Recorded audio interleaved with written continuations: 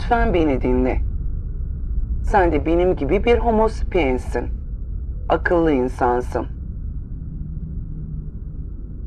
Kainatın mucizesi olan yaşam yaklaşık 4 milyar yıl önce bu gezegende ortaya çıktı.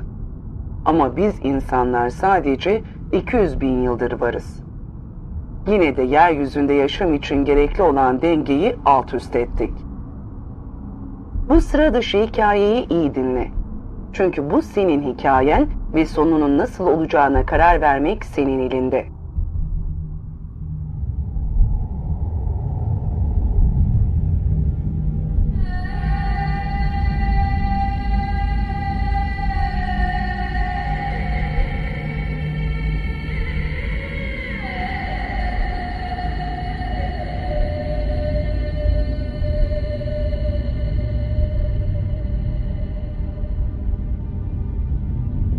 Bunlar soyumuzun izleri. Başlangıçta gezegenimiz bir cehennemden farksızdı. Evrende bulunan diğer kümelenmeler gibi toz zerrelerinden oluşan bir bulut yığınıydı.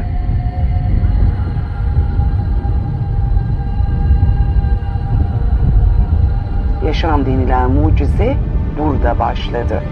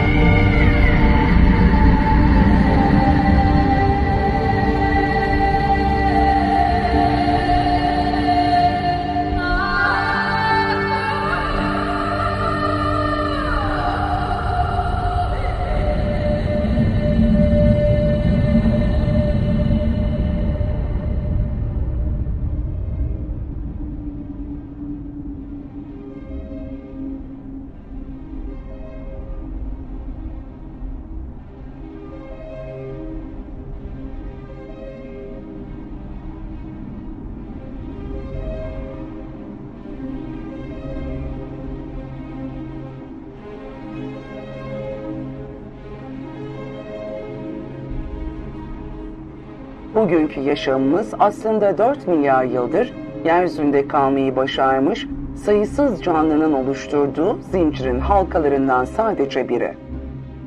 Bugün bile dünya yeni volkanlar tarafından şekillendirilmeye devam ediyor. Volkanlar patladıkça her defasında dünyamızın doğuş sahnesi yeniden canlanıyor. Yeryüzünün derinliklerinden kabarıp gelen erimiş kayalar bir süreliğine uykuya dalmadan önce katılaşıyor, çatlayıp kabarıyor ve ince bir kabuk gibi yayılıyor.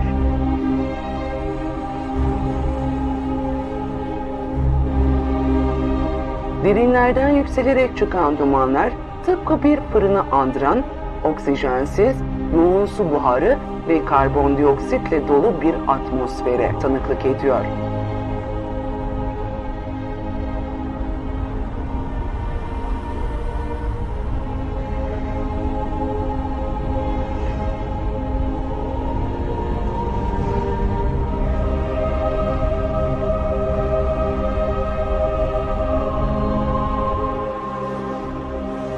Ama dünyayı su tarafından sağlanan iyi bir gelecek bekliyordu. Güneşe ne çok yakın ne de çok uzak olan dünyanın eşsiz yörüngesi suyu muhafaza etmesini sağladı. Yağan yağmurlar sayesinde su yatakları oluştu.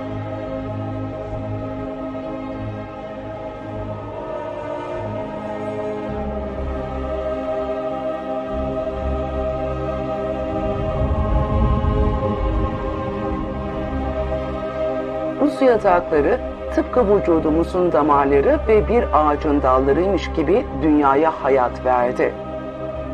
Irmaklar kayalardaki mineralleri kopartarak okyanusların tatlı suyuna karıştırdı ve okyanusları tuzlu suya dönüştürdü.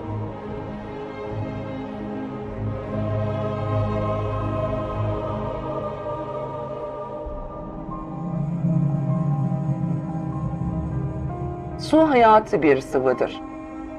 Bu kısır alanı sulaklaştırarak dünyaya hayat verdi.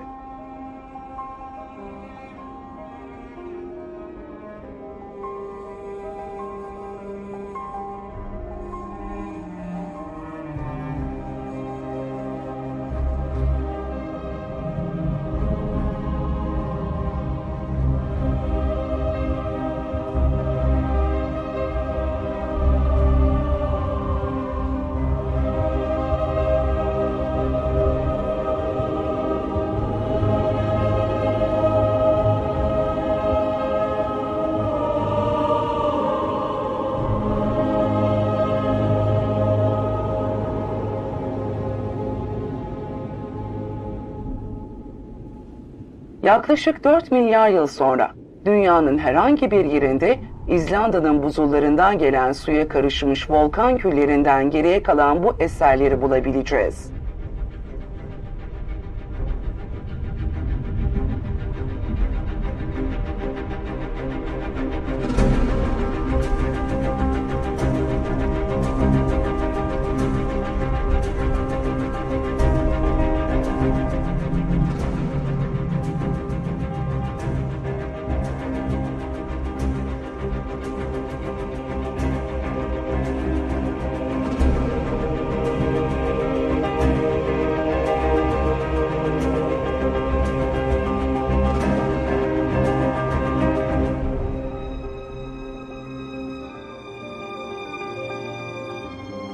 Mineraller ve metaller dünyamızdan bile daha yaşlıdırlar. Onlar birer yıldız tozudurlar ve dünyaya renk vermeye yararlar.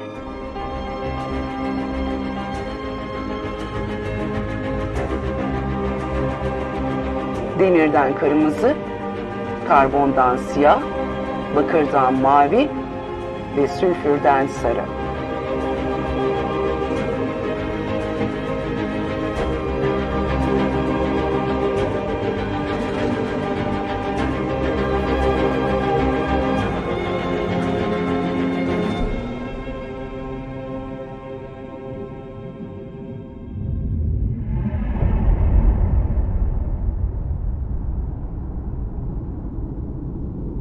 Biz nereden geldik?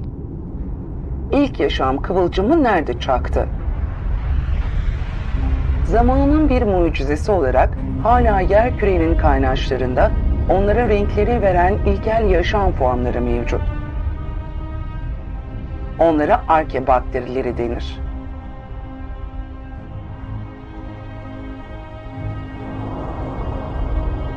Hepsi dünyanın ısısıyla beslenir. Siyanobakterileri, mavi yeşil algler hariç tek başlarına güneşin enerjisini emecek kapasiteye sahiptirler.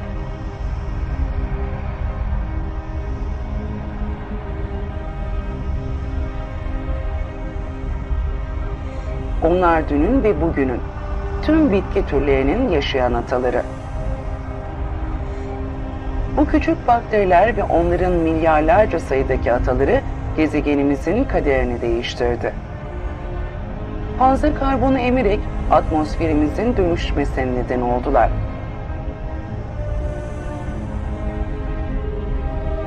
Atmosferi zehirleyen karbon hala burada.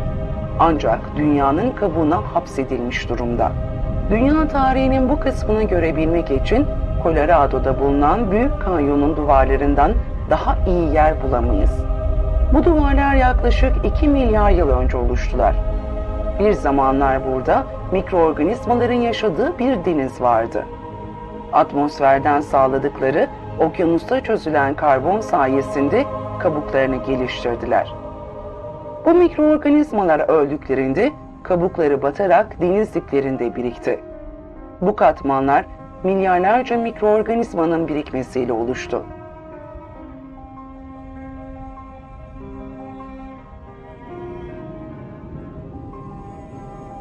Onların sayesinde atmosfer karbondan arındı ve böylece diğer yaşam formları gelişebildi.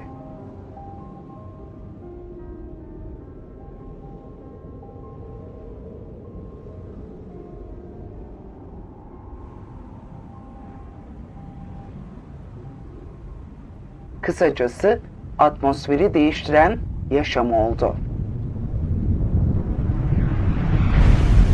Karada ise bitkiler güneş enerjisiyle beslendi ve su molekülünü parçalayıp oksijeni özümsedi. Böylece oksijen havaya karıştı. Daimi bir yenilenme süreci gibi çalışan dünyanın su döngüsü, şelaleler, su buharı, bulutlar, yağmur, su kaynakları, ırmaklar, denizler, okyanuslar ve buzullar sayesinde saat gibi işledi. Bu döngü hiç kırılmadı.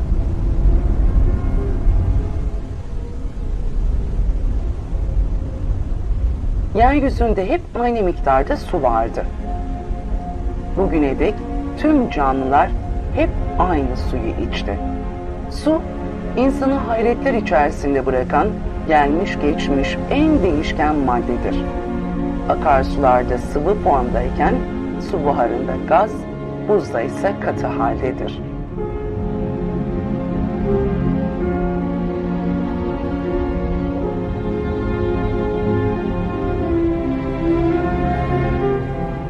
Sibirya'da kış aylarında donan göllerin yüzeyi, suyun donarken uyguladığı gücün izlerini taşır. Sudan daha hafif olan buz yüzer ve suyun derinliklerinde devam eden yaşamı bir manto gibi soğuktan korur.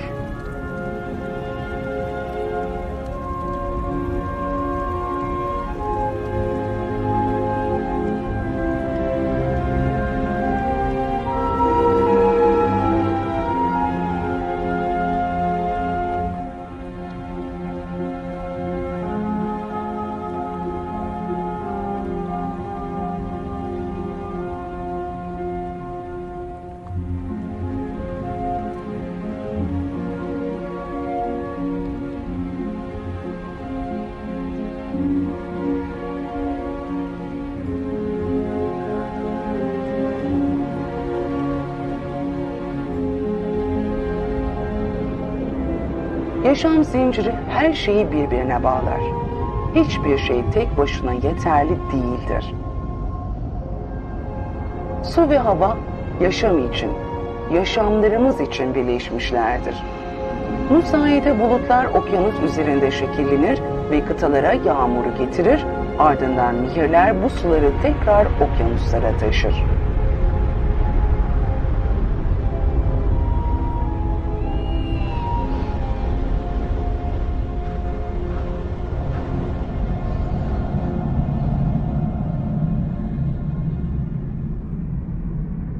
Bulutların arasından gözüken bu yeşil alan havadaki oksijenin kaynağıdır. Akciğerlerimiz için vazgeçilmez öneme sahip olan bu gazın %70'i okyanusların yüzeyine de rengini veren alglerden gelir. Dünyamız bir diğerinin var olmasıyla var olabilen, her bir varlığın farklı rollere sahip olduğu bir dengeye sahiptir.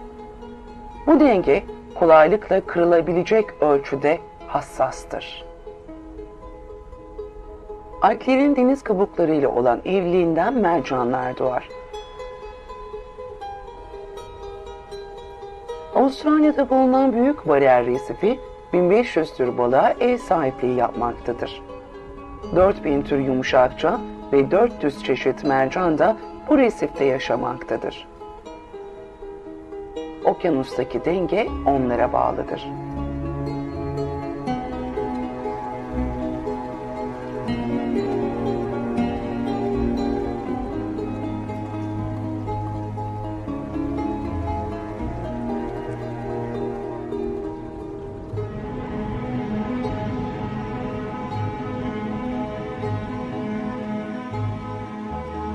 Dünyanın yaşı milyarlarca yılda ölçülüyor. Ağaçların oluşması için 4 milyar yıldan fazla süre geçti. Tür zincirinin en tepesinde bulunan ağaçlar, yer çekimine meydan okuyarak durmaksızın göğe doğru uzanan tek doğal varlıklardır. Yapraklarını besleyecek olan güneşe doğru telaşsız bir şekilde uzarlar.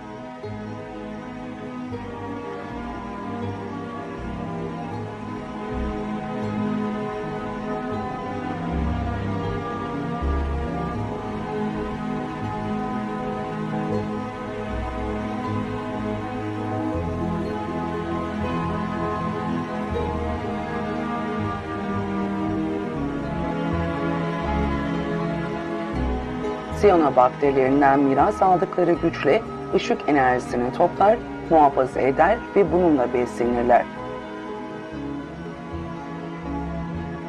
Böylece döküldüklerinde su, mineral, bitki ve canlılardan oluşan bir karışıma dönüşecek olan yapraklar oluşur. Bu sayede yavaş yavaş topraklar oluşmaya başlar.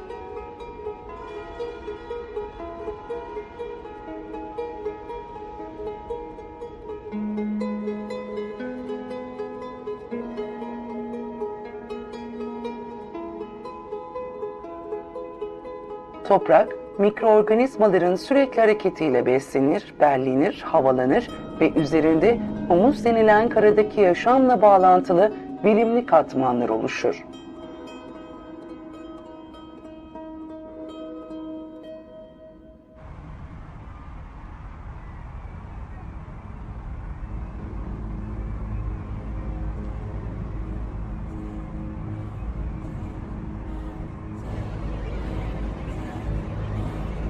Dünyadaki yaşam hakkında ne biliyoruz?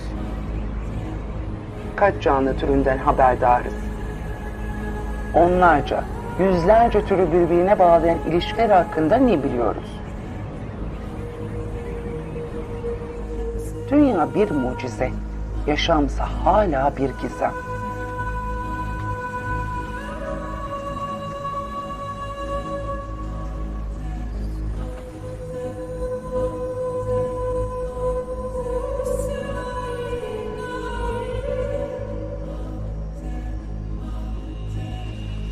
Hayvan sürüleri nesilden nesile miras bıraktıkları gelenekleriyle yaşamlarını devam ettirir.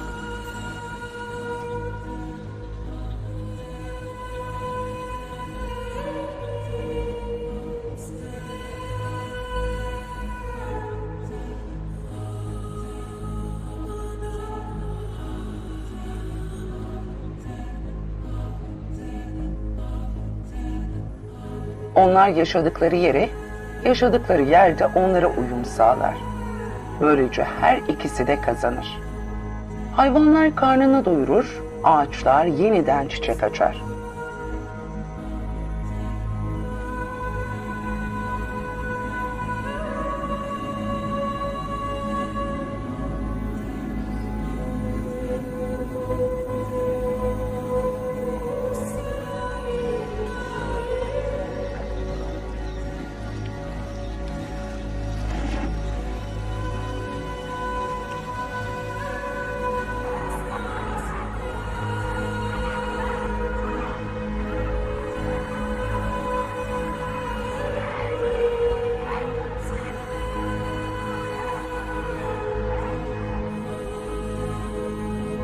Dünyadaki bu büyük yaşam macerasında her canlının farklı bir rolü, özel bir yeri vardır. Hiçbiri gereksiz ya da zararlı değildir. Dengeyi korurlar.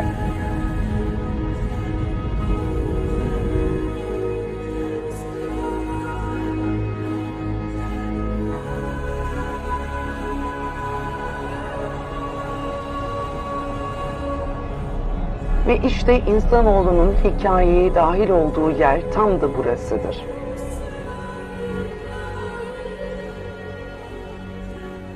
Dünyanın bıraktığı 4 milyar yıllık mirastan yararlanıyoruz.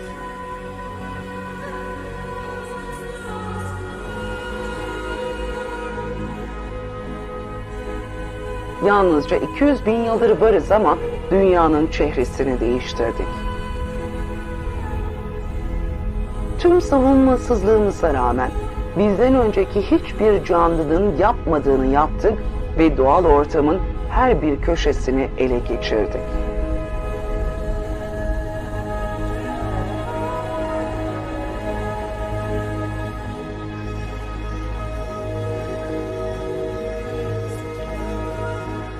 İnsanoğlu 180 bin yıl süre gelen göçebe hayattan sonra ılıman iklimle birlikte yerleşik hayata geçti. Artık hayatta kalmak için avlanmaya gerek yoktu. İnsanlar toprağın su ve yaşamla birleştiği yere, yani balıkların, av hayvanlarının ve yabani bitkilerin bolca bulunduğu sulak alanlara yerleştiler.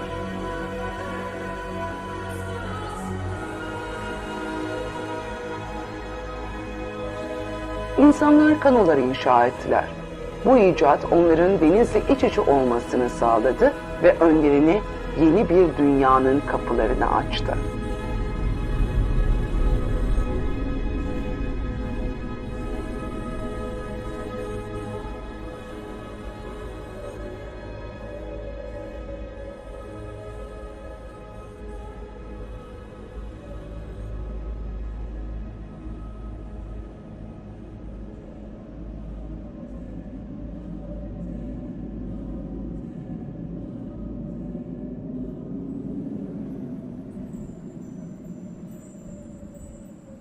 Bugün bile insanoğlunun büyük çoğunluğu sahil şeritlerinde ya da nehirlerin, göllerin kıyılarında yaşıyor.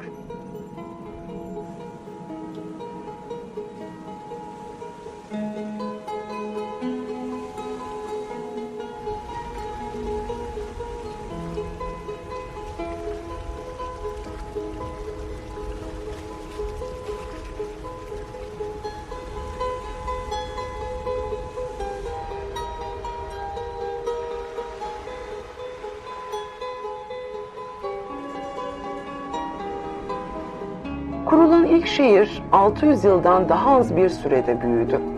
Bu insanlık tarihinde önemli bir atılımdı. Şehirler, insanoğlunun kendisini savunmasını kolaylaştırdı. Ayrıca insanların sosyalleşmesini sağladı. Bu sayede insanlar birbirleriyle becerilerini ve el sanatları hakkındaki bilgilerini paylaştılar. Aralarındaki benzerliklerini ve farklılıklarını harmanladılar. Kısaca özetlemek gerekirse, insanlar medenileştiler.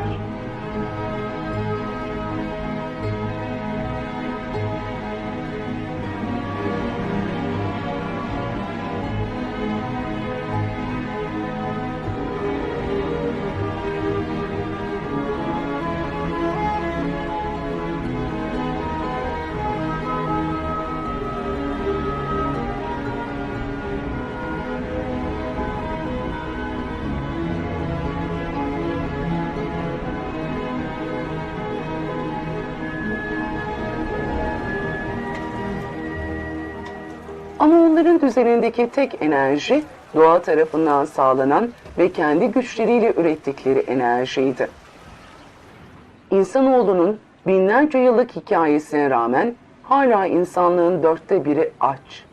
1,5 milyar insan aç yaşıyor. Bu rakam tüm zengin ülkelerin toplam nüfusundan bile fazla.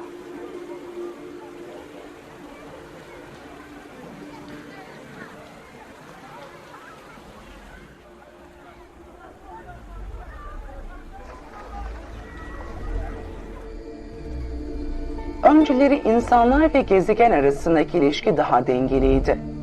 Uzunca bir süredir ekonomi doğal ve adil bir ittifak içerisindeydi.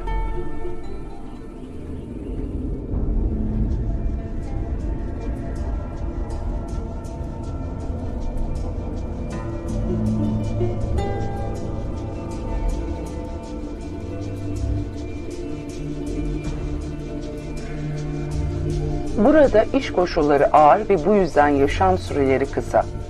Doğanın belirsizlikleri günlük yaşama ağırlığını koyuyor. Eğitim bulunması zor bir ayrıcalık. Ailenin geçimine destek olduğu sürece her bir çocuk ailenin tek değerli varlığı.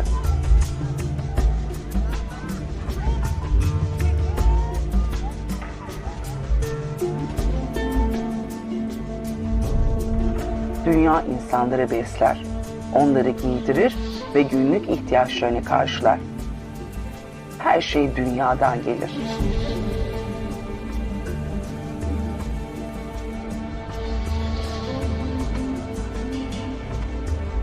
Şehirler insanların doğasını kaderleri doğrultusunda değiştirdi.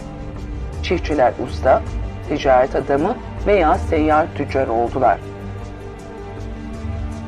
Dünyanın çiftçiye verdiği şeyi şehir sakini alıyor, satıyor ve takas ediyor. Mallar fikirlerle beraber el değiştiriyor.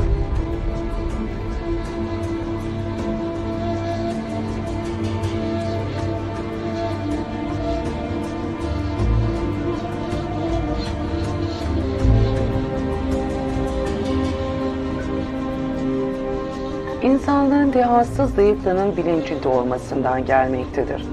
İnsanlar yaşadıkları bölgelerin sınırlarını genişletmeye çalıştılar. Ancak kendi güçlerinin sınırlarını biliyorlardı. Doğa yeni topraklar keşfetmesi için insanlara bahşetmediği fiziksel gücü hayvanlara vermiştir.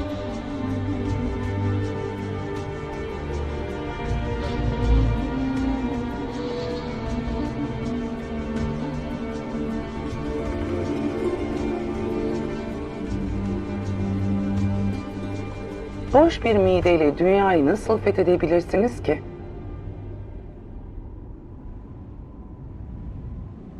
Tarımın keşfi tarihimizin dönüm noktası oldu.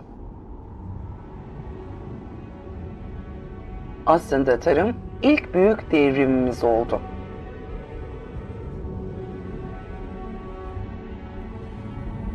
Binlerce yıl önce üretim güçlükle yapılıyordu.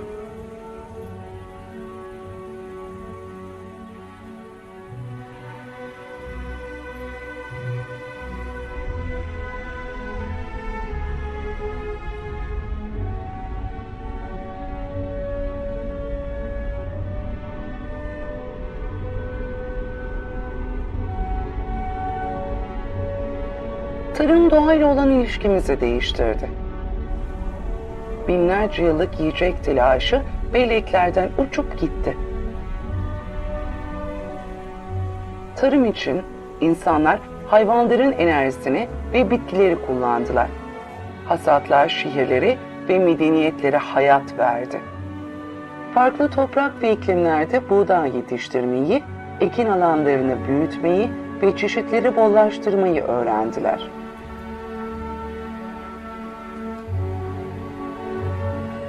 Dünyadaki her tür gibi temel günlük endişemiz kendimizin ve ailelerimizin doyması.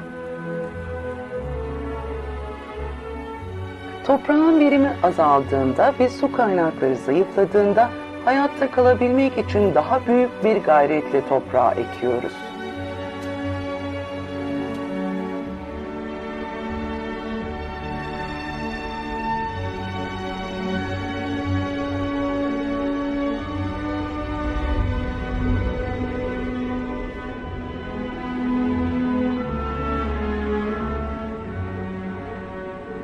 İnsanlar toprağı sabır ve bağlılıkla şekillendirdiler ve bunu kutsal bir törenmiş gibi defalarca tekrar ettiler.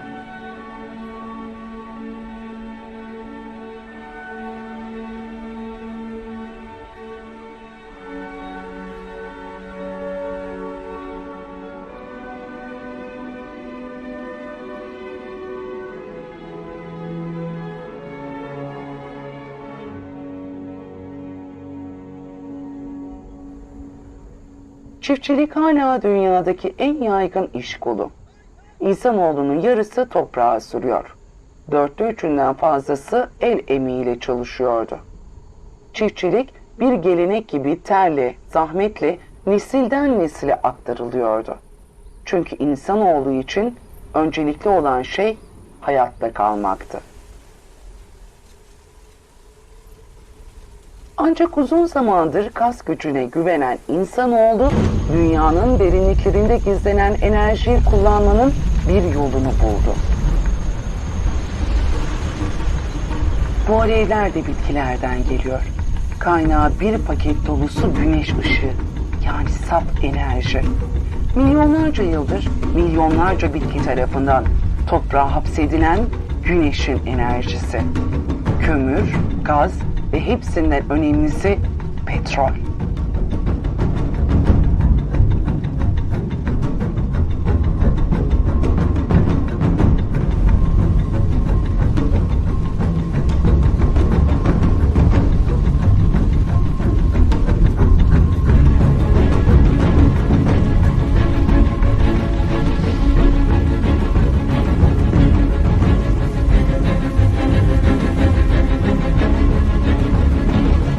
Güneş ışığı paketi insanlığı topraktaki zahmetli emeğinden kurtardı.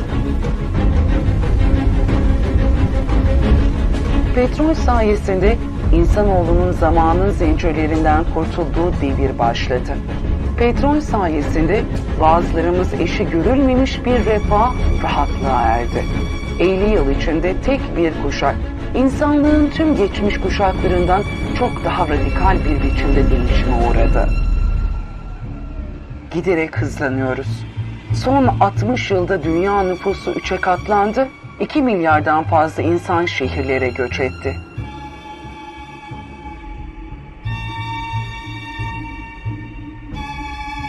Giderek hızlanıyoruz. Bugün yüzlerce gökdelenin ve milyonlarca insanın yaşadığı Çin'in Shenzhen şehri bundan 40 sene öncesine kadar küçük bir balıkçı köyüydü. Giderek hızlanıyoruz. Şangay'da 20 sene içerisinde 3000 kule ve gökdelen inşa edildi. Yüzlercesinin inşaatı da devam ediyor.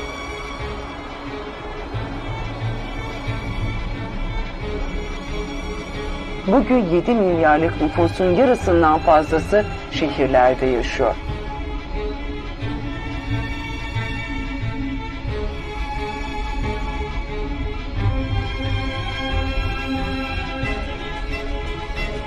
New York, dünyanın ilk mega metropolü. Dünyanın insan dehasına sağladığı enerjinin nasıl sömürüldüğünün sembolü. Milyonlarca göçmen iş gücünün, kömür enerjisinin ve petrolün dizginlenemeyen gücü. New York bugün dünya ekonomisi sıralamasında 16. sırada bulunuyor. Amerika siyah altının olağanüstü ve devrimsel gücünden yararlanan ilk ülke oldu. Bunun yardımıyla çiftçiler tarımsal endüstri üreticilerine dönüştüler. Tarlalarda makineler insanların yerine geçti. Çünkü 1 litre petrol 100 kişinin 24 saatte ürettiği güce eşitti. Dünya çapındaki çiftçilerin sadece %3'ü traktör kullanıyorlardı. Ama hasat miktarları gezegenin ihtiyacını karşılamaya yetiyordu. Amerika'daki 3 milyon çiftçi 2 milyar insanı besleyecek kadar tahıl üretiyordu.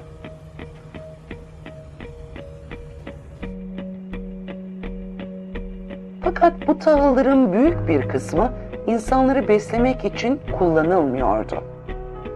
Sanayileşmiş ülkelerde çiftlik hayvanları için yeme ya da biyoyakıta dönüştürülüyordu.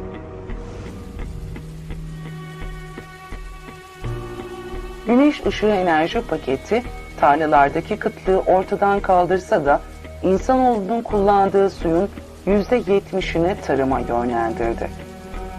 Modern tarımla birlikte ortaya çıkan en büyük sorun elde edilen üretim fazlasının ne yapılacağıydı. Doğada her şey birbirine bağlıdır. İşlenmiş toprakların genişlemesi ve tek ekinli tarım bunlardan beslenen böceklerin gelişmesine davetiye çıkardı. Petrokimyasal devrimin bir hediyesi de böcek zehirleri oldu. Kullanılan ilaçlar sayesinde bilimsiz ürün ve kıtlık günleri uzak anılarda kaldı.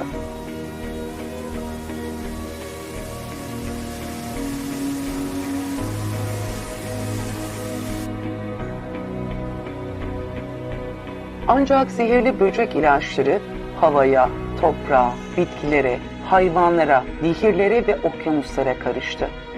Zehirler zamanla tüm yaşam formları tarafından paylaşılan ana hücrelerin merkezine nüfuz etmeye başladı. İnsanlığı kıtlıktan kurtaranlar artık ona zarar veriyordu.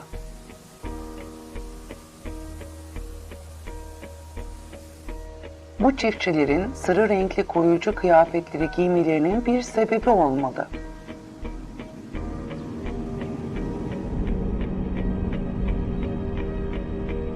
Sonraları bir diğer petrokimyasal buluş olan suni gübreler ortaya çıktı.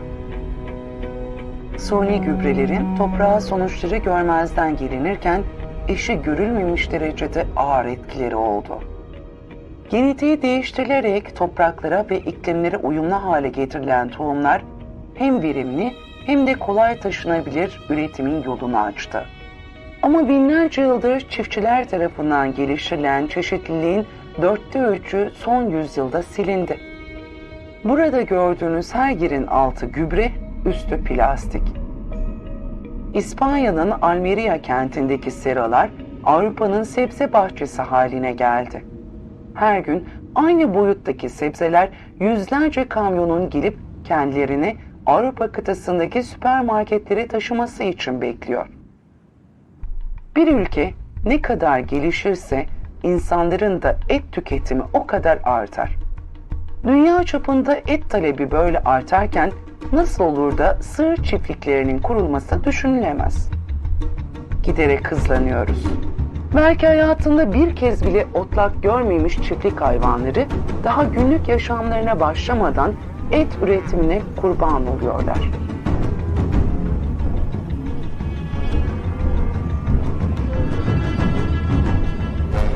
Milyonlarca sığırın çiğnediği bu uçsuz bucaksız topraklarda tek bir çimen bile yetişmiyor.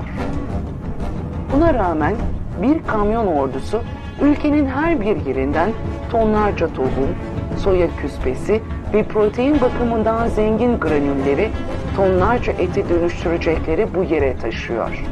Ortaya çıkan sonuç şu: 1 kilogram patates üretmek için 100 litre, 1 kilogram pirinç üretmek için 4000 litre ve 1 kilo sığır eti üretmek için 13.000 litre su gerekiyor.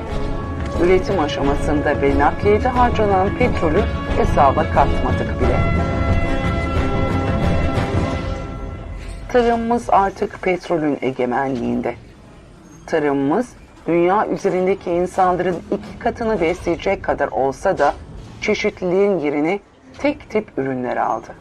Petrol, hayalini kurduğumuz konforu bizlere sağlamış olabilir. Ama yaşamlarımızı tamamen kendisine bağımlı kıldı. İşte yeni zaman ölçerimiz. Artık dünyanın saati, güneş enerjisinin mirasını durmadan sömüren makinelerin ritmiyle atıyor. Onların düzeni bize güven veriyor. Makinelerdeki en ufak aksaklık bile bu düzeni bozuyor. Herkesin umutları ve hayalleri artık bu metronomlarla atıyor. İhtiyaçlarımızla birlikte yeşeren umut ve hayallerimiz, açgözlü isteklerimiz ve savurganlığımızı arttırıyor. Artık ucuz petrolün sonunun geldiğini biliyoruz ama buna inanmak istemiyoruz.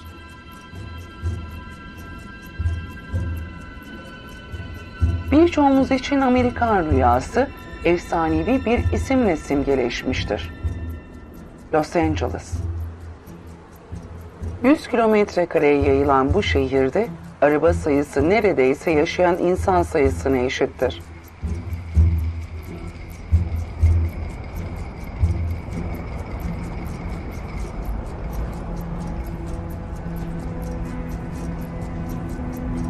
Enerji her gece burada fantastik bir şov sunar.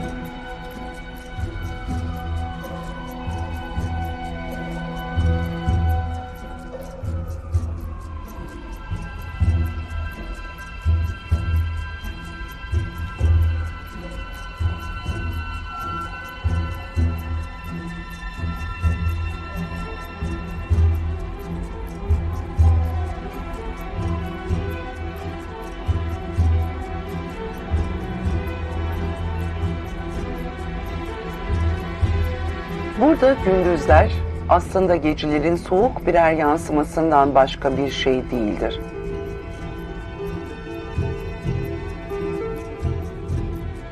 Giderek hızlanıyoruz. Artık mesafeler millerle değil dakikalarla ifade ediliyor. Arabalardan ve şehrin boğucu merkezlerinden uzakta kale gibi evlerin yükseldiği yeni kenar mahalleleri şekilleniyor.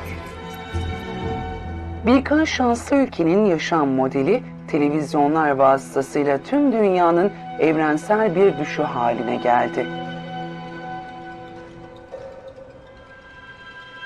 Pekin'de bile pagodalar haritadan silinirken bu tarz evler kopyalanıp inşa ediliyor.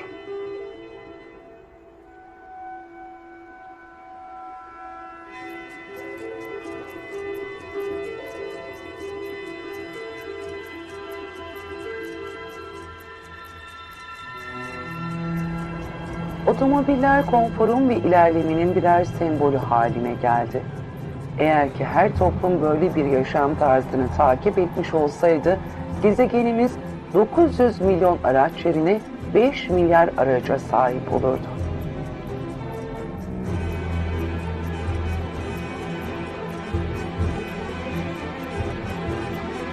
Giderek hızlanıyoruz. Dünya geliştikçe enerjiye olan ihtiyaç da artıyor. Dünyanın her yerinde makineler toprağın oluşumundan bu yana derinliklerinde gizlenen yıldız tozlarını, yani mineralleri kazarak, delerek, söküp alıyorlar.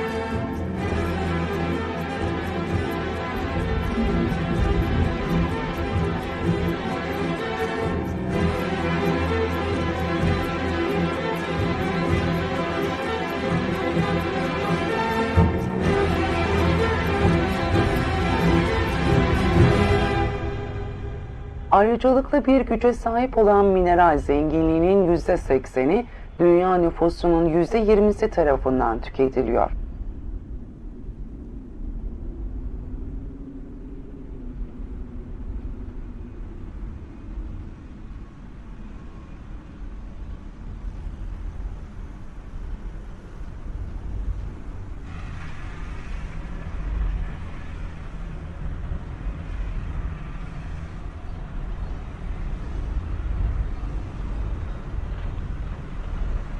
Bu yüzyılın sonuna gelmeden kontrolsüz madencilik yüzünden yeryüzünün tüm mineral rezervleri tükenmiş olacak.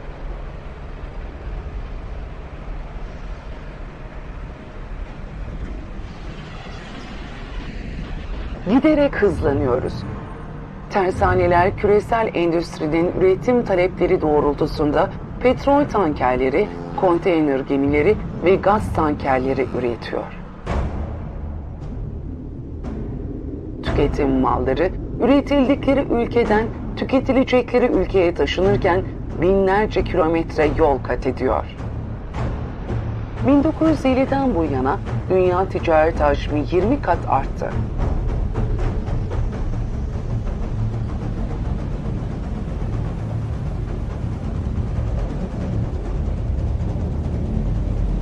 Ticaretin %90'ı deniz üzerinden yapılıyor.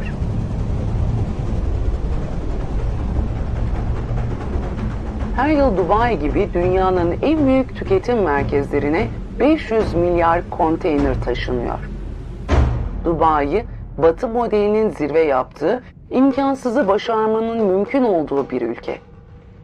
Denizin içine yapay adalar yapmak gibi mesela.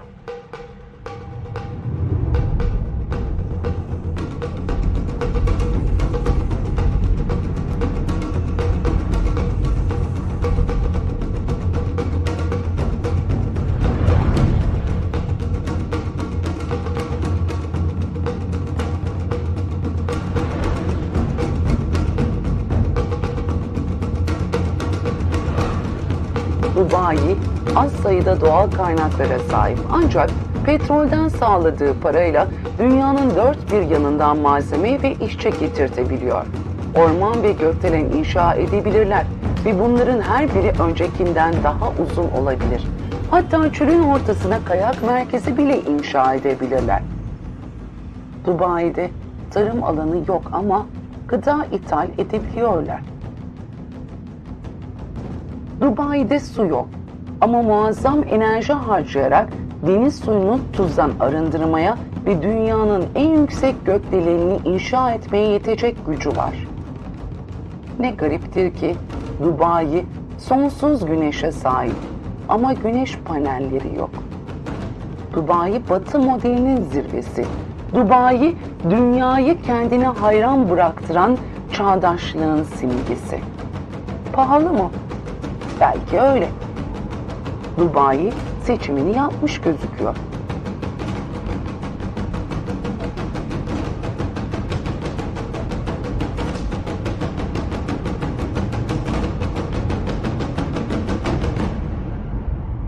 Dubai tüm dünyanın parasına yol gösteren yeni bir deniz feneri gibi.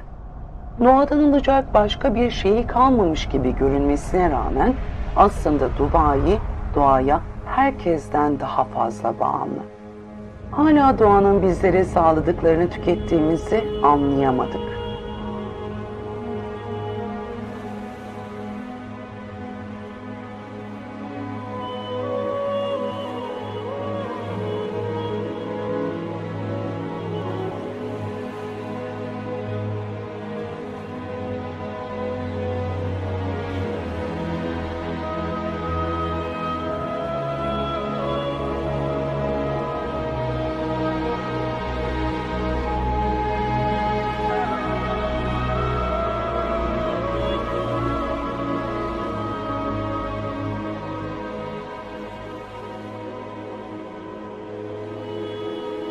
Sadece yüzeyini gördüğümüz ve dünyanın %75'ini oluşturan suların altındaki yaşam hakkında ne biliyoruz? Okyanusun derinlikleri hala gizemini koruyor. Derinliklerinde hala varlıklarını bilmediğimiz binlerce tür barındırıyor.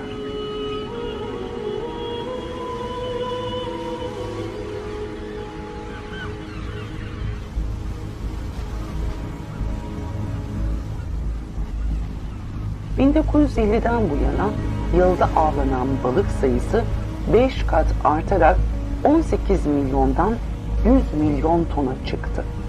Binlerce fabrika gemisi çılgınca bir tempo içerisinde okyanusları boşaltıyor.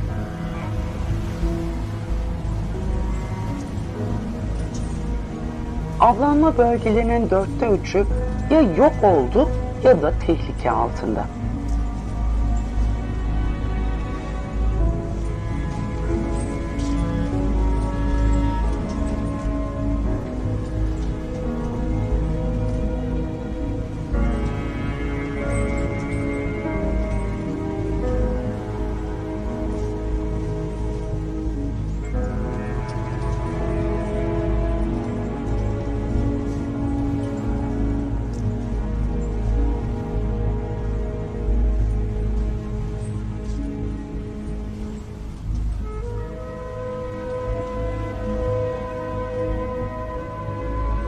Büyük balıkların çoğu üremek için yeterli zamanları olmadan avlanıp tüketiliyor.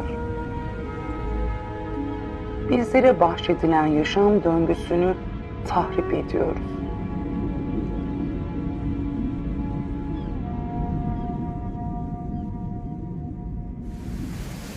Mevcut koşullarda tüm balık stokları yok olma tehdidi altında. Bunun ilk işareti deniz memelilerinin oluşturduğu kolonilerin sayısındaki azalma. Sahiller gün geçtikçe daha fazla kentleşme nedeniyle kirleniyor. Deniz memelileri endüstriyel balıkçılık nedeniyle büyük bir açlık tehlikesiyle karşı karşıyalar.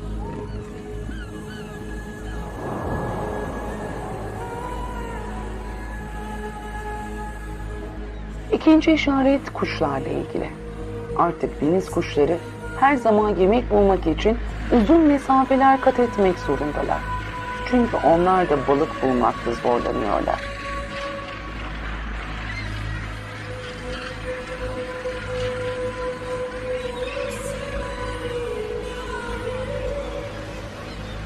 Geçtiğimiz yıllarda Dakar'da geleneksel ağ balıkçılığında patlama yaşanmıştı. Ancak bugünlerde balık stokları gittikçe azalıyor.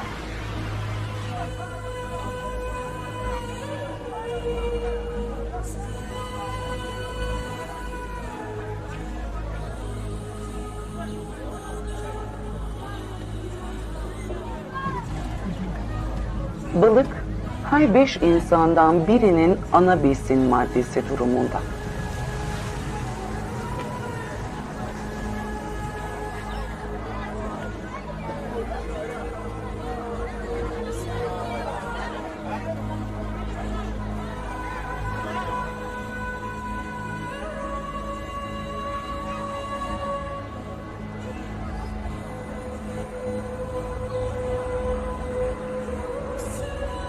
Terk edilen gemileri ve balıktan yoksun denizleri kafamızda canlandırabilir miyiz?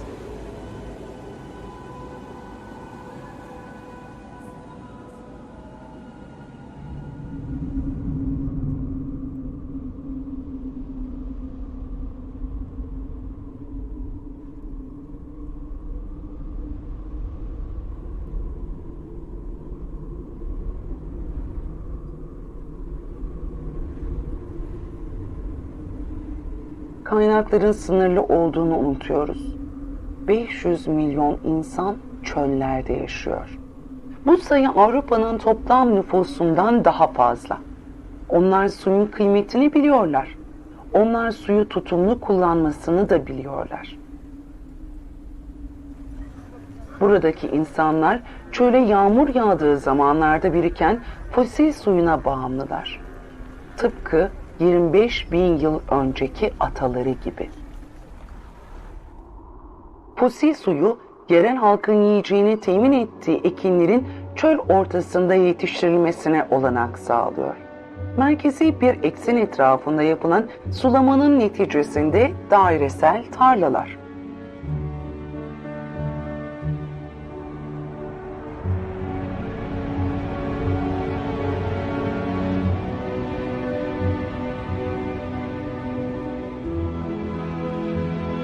Ancak bu yöntemin ağır bir bedeli var. Fosil sular yenilenebilir bir kaynak değil.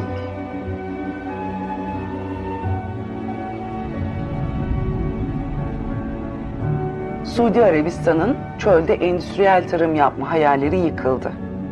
Haritadaki parşömen kağıdına benzeyen açık renkli bölgeler artık su olmadığı için terk edilen bölgeleri gösteriyor. Aslında sulama araçları hala orada.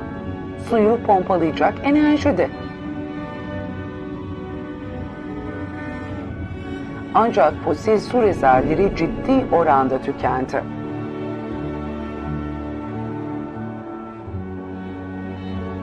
İsrail çölü tarıma elverişli bir toprak haline getirdi. Bu seralarda damla sulama yapılsa da artan ihracatla beraber su tüketimi de artıyor.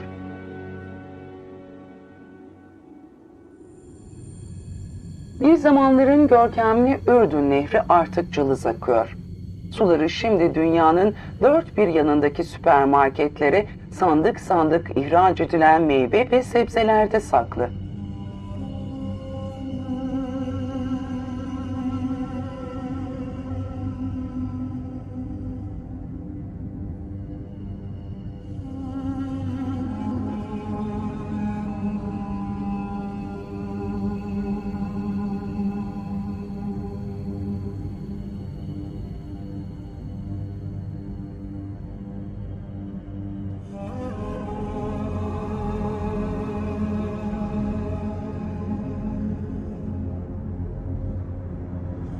Ürdün Nehri bu acı kaderinde yalnız değil. Yeryüzündeki her 10 nehirden biri yılın birkaç ayı boyunca denize ulaşamıyor.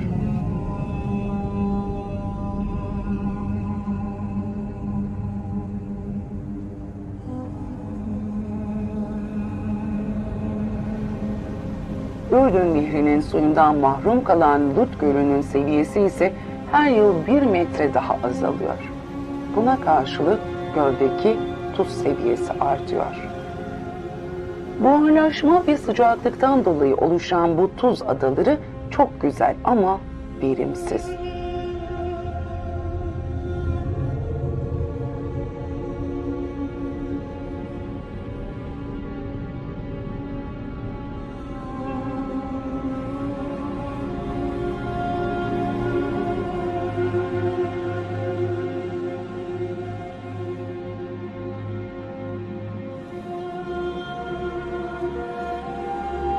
Hindistan'ın Rajasthan eyaletindeki Udaipur bölgesi bir su mucizesi. Şehir barajların ve kanalların oluşturduğu yapay bir göl barındırıyor. Mimarlar için su bu kadar değerli miydi ki onun yakınına bir saray yapmışlar?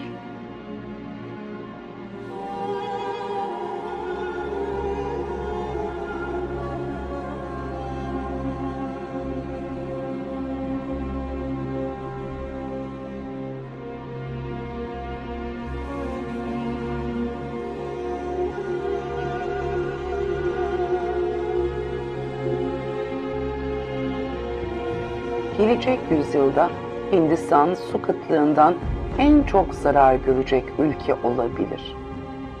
Son 50 yıl içerisinde artan nüfusun su ihtiyacını karşılamak için 21 milyon kuyu kazıldı. Suyu bulabilmek için derin sondajlar yapılmak zorunda kalındı.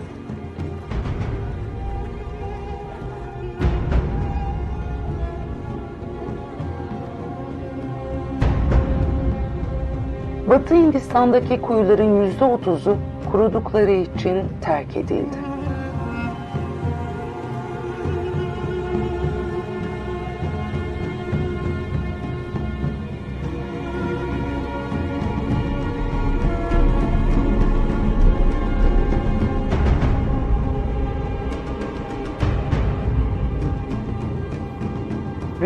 su depoları, yeraltı su havzalarını yeniden doldurmak için muson yağmurlarına muhtaç. Bölgedeki köylü kadınlar kurak mevsimlerde toprağı elleriyle kazıyorlar.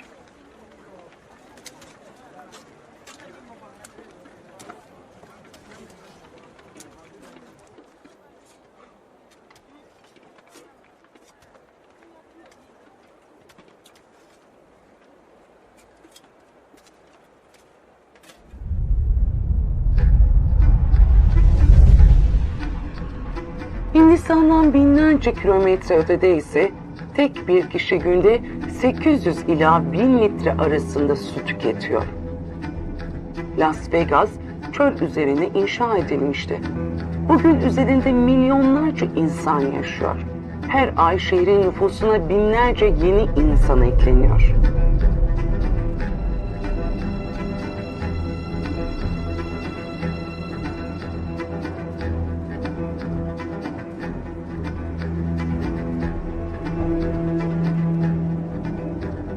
Palm Springs'te tropikal bitki örtüsüne ve yemyeşil golf sahalarına sahip bir başka çöl şehri.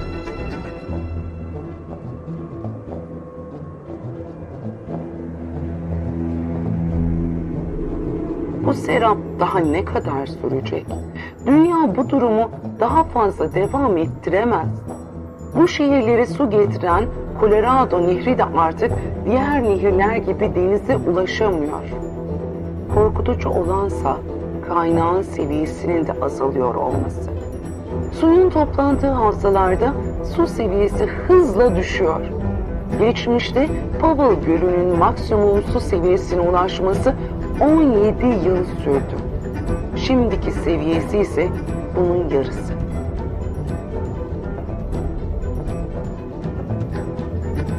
Su kıtlığı 2025 yılından önce 2 milyar insanı etkileyebilir. Ancak su kaynakları gezegenin bozulmamış bölgelerinde hala bol miktarda bulunmakta. Bataklıklar.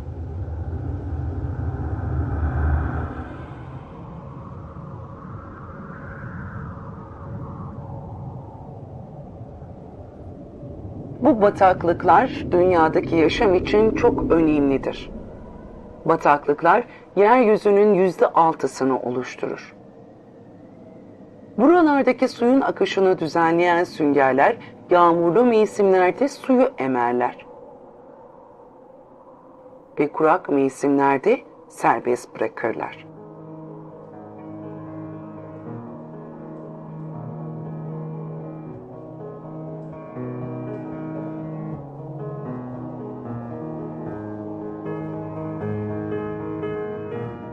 Su dağın yamaçlarından akıyor. Bu akış vasıtasıyla bölgedeki tohumlar büyüyecek. Bu işlem türlerin çeşitliliğinin kendi zenginliği içerisinde eşsiz olduğu bir manzara doğuruyor. Durgun sularının altında sabırla suyu kirlilikten arındıran pek çok bitki ve mikroorganizmanın olduğu doğal bir fabrika bulunur. Bu bataklıklar suyun yenilenip tazelenmesi için gereklidir.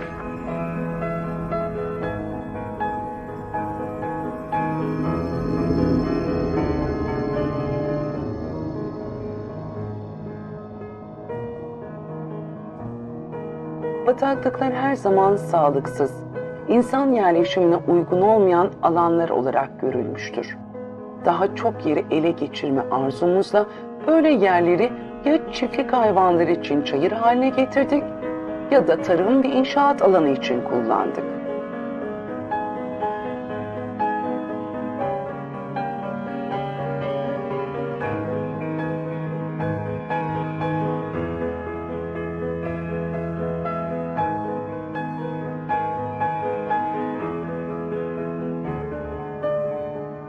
Son yüzyılda dünyadaki bataklıkların yarısı kurudu.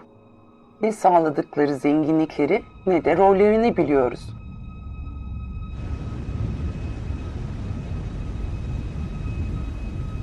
Doğada her şey birbirine bağlıdır. su, hava, toprak ve ağaçlar. Dünya tüm sihriyle gözlerimizin önünde.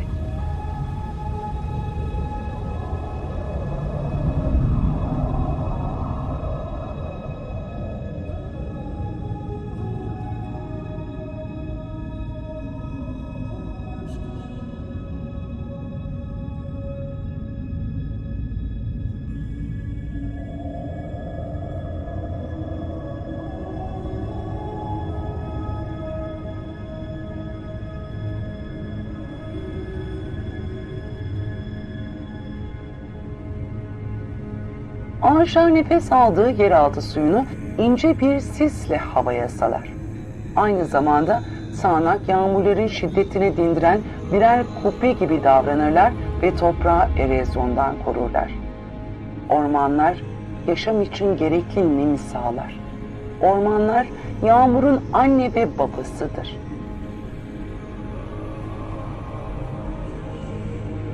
Ve ormanlar doğadaki zararlı karbonu tutarlar.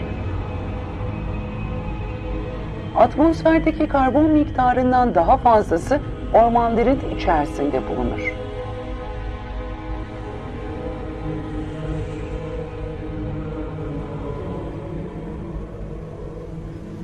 Ormanlar hepimizin bağlı olduğu iklimsel dengenin temel taşlarıdır. Dünya üzerindeki biyolojik çeşitliliğin 3/4'üne ev sahipliği yaparlar ki bu da dünyadaki yaşamın tamamına yakınıdır diyebiliriz.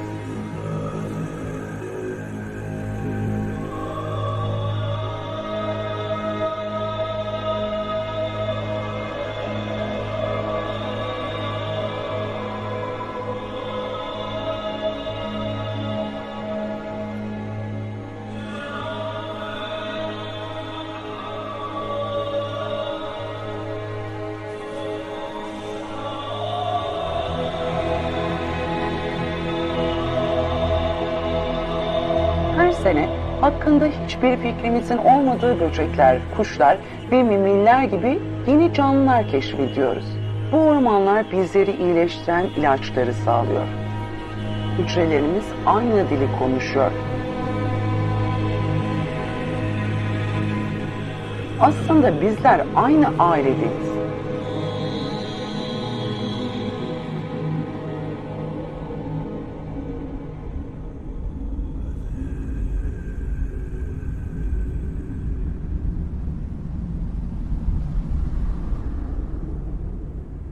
Mangrove ormanları suyun üzerinde oluşurlar. Mercan resifleri gibi onlar da okyanuslardaki canlılar için bir yuvadır. Bu ormanların kökleri kıvrımlıdır ve bu kıvrımlar balıklarla yumuşakçılar için bir barınak oluşturur. Mangrove ormanları kıyıları kasırgalardan, gelgit dalgalarından ve erozyondan korur. Bütün insanlık onlara bağlı. Ancak 20. yüzyıl boyunca sayıları yarı yarıya azaldı. Devam eden bu felaketin sebeplerinden biri bu ormanların bulunduğu zengin sulara kurulan karides çiftlikleridir. Vantilatörler bu havuzlardaki karideslerin nefes almasını sağlamak amacıyla suya saldıkları antibiyotiklerle mangrove ormanlarına zarar veriyorlar. 1960'lardan beri ormanları tahrip etme hızı sürekli artış içinde. Her yıl 13 milyon hektar tropikal ormanlık alan duman içinde yok oldu veya kesildiler.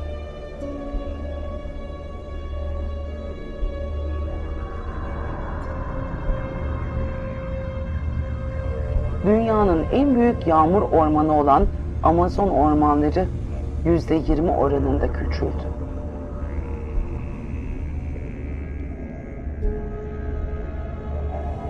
Ormanlar otlaklara ya da soya fasulyesi tarlalarına boyun eğdi.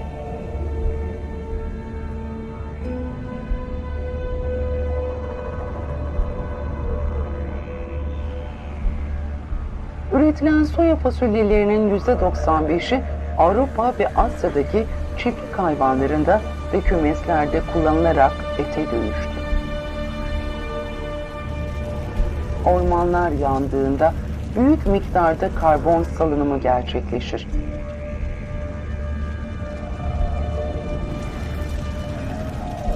Sera gazının %20'si dünyaya yayılır.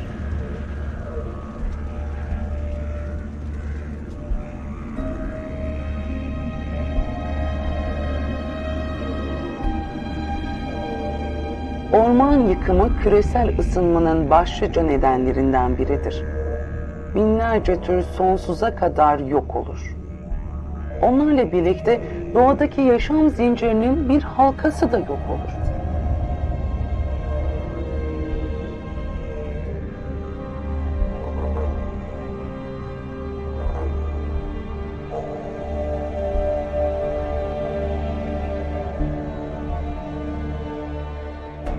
Yaşamın öz suyu, havayı, dünyayı ve güneşi birbirine bağladı. Yaşamın özünden oluşan akıl, Borneo'da sonsuza kadar kayboldu. Bundan 20 yıl kadar önce dünyanın en büyük 4. adası Borneo geniş ormanlarla kaplıydı. Ama ormanları öyle hızlı bir şekilde yok edildi ki bu hızla devam edilirse 10 yıl içinde orman kalmayacak.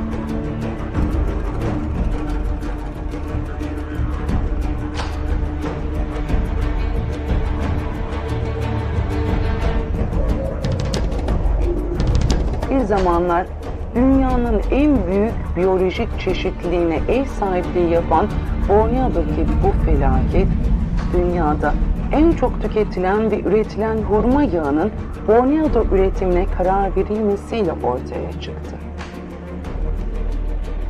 Hurma yağı sadece artan yiyecek talebini sağlamak için değil, aynı zamanda kozmetik, deterjan ve gittikçe artan alternatif yakıt ihtiyacını karşılıyor.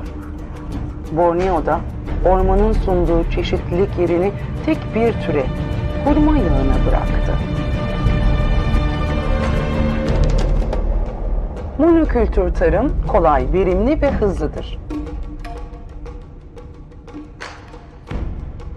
Bir diğer örnekte ağaçları ağır biçimde tahrip eden okaliptüslerden. Okaliptüs, kağıt hamuru yapımında kullanılıyor. Son 50 yılda kağıda olan talebin 5 kat artmasıyla birlikte okaliptüs ekim alanları genişliyor. Tek tür tarımdaki ağaçlar dünyanın her yerinde toprak alanı kazanılmasına yarıyor. Ancak bu orman değil, özünde birazcık çeşitlilik sağlıyor. Gerçekte hiçbir orman diğerinin yerini tutmuyor. Okaliptüs ağaçlarının dibinde hiçbir şey yetişemiyor.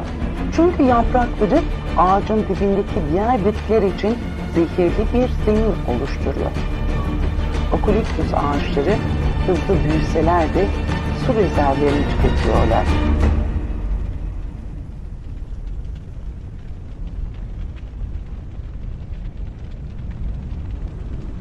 Soya fasulyesi, hurma yağı, okaliptüs ağaçlarını daha fazla üretmek için hayati alanlar yok ediliyor. Ama başka bir yerde ağaçları yok etmek, hayatta kalmak için başvurulan son çare. Dünya nüfusunun neredeyse 1/3'ünü oluşturan 2 milyardan fazla insan hala kömüre bağımlı.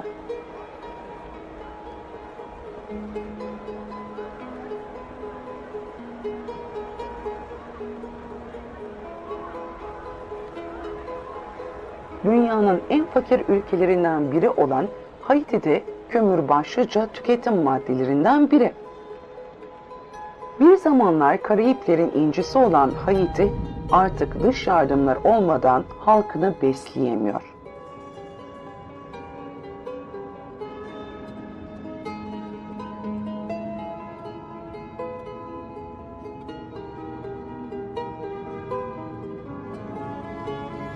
Haiti'nin tepelerinde ormanların sadece %2'si kaldı. Çıplak kalan toprakları tutan hiçbir şey yok. Yağmur suları yamaçları denizlere kadar aşındırıyor. Onlara karşı koyan ne bitki örtüsü var ne de bitki kökü. Toprağı tutan hiçbir şey yok. Geriye kalanlarsa tarım için daha elverişsiz oluyor. Madagaskar'ın bazı bölgelerinde meydana gelen erozyon dehşet verici. Buradaki yamaçlarda yüzlerce metre genişlikte derin yarıklar oluşuyor.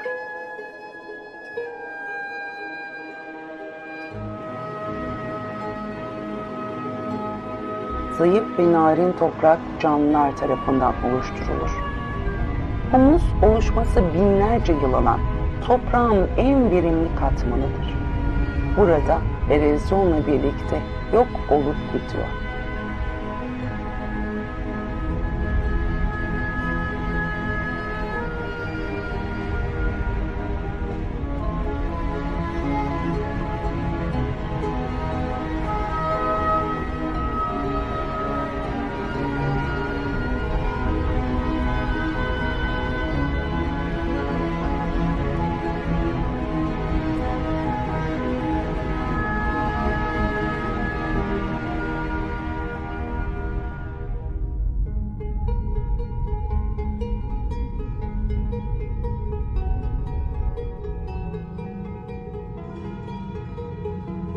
Paskalya Adası'nda yaşayan Rapanouilerin bizleri bir anlık da olsa durup düşündürecekleri bir hikayesi var. Dünyanın en ıssız adasında yaşayan Rapanouiler tüm kaynaklarına geride hiçbir şey kalmayacak kadar harcadılar. Ama yine de medeniyetlerini kurtaramadılar. Bir zamanlar dünyanın en yüksek palmiye ağaçları bu topraklar üzerindeydi. Hepsi yok oldu. Rapanouiler kereste için hepsine kıydıklarında alabildiğine geniş toprak erozyonuyla yüz yüze geldiler. Rapanouiler artık balığa da gidemiyorlar çünkü kano yapabilecekleri ağaçları bile yok. Rapanouiler Pasifik'teki en ihtişamlı medeniyetlerden birini kurmuşlardı. Girişimci çiftçileri, heykeltıraşları ve önemli denizcileriyle beraber aşırı bir nüfus ve azalan kaynaklar arasında sıkıştılar. Hepsi sosyal karışıklığa, ayaklanmaya ve kıtlığa şahit oldu. Çoğu bu felaketten sağ çıkamadı.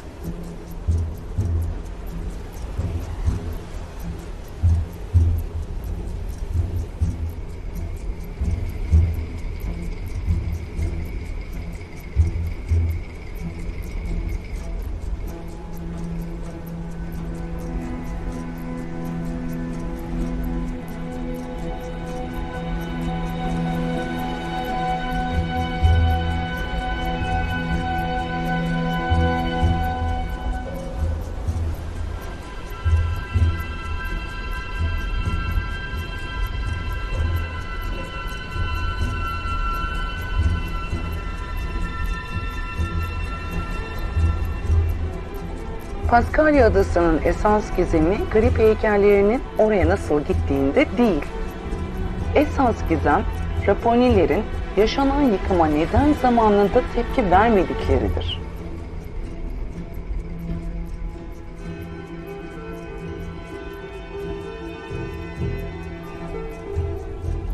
Dünya nüfusu 1950 yılından bu yana neredeyse 3 katına çıktı. Yine 1950'den bu yana 200 bin yıldır üzerinde yaşadığımız kendi adamız olan dünyayı temellerinden değiştiriyoruz.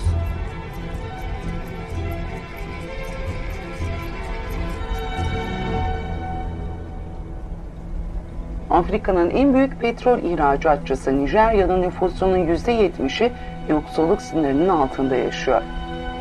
Zenginlik ellerinde, fakat ülke halkının kullanma hakkı yok. Tüm dünyada bu böyle. Dünya yoksullarının yarısı kaynak zengin ülkelerde yaşıyor.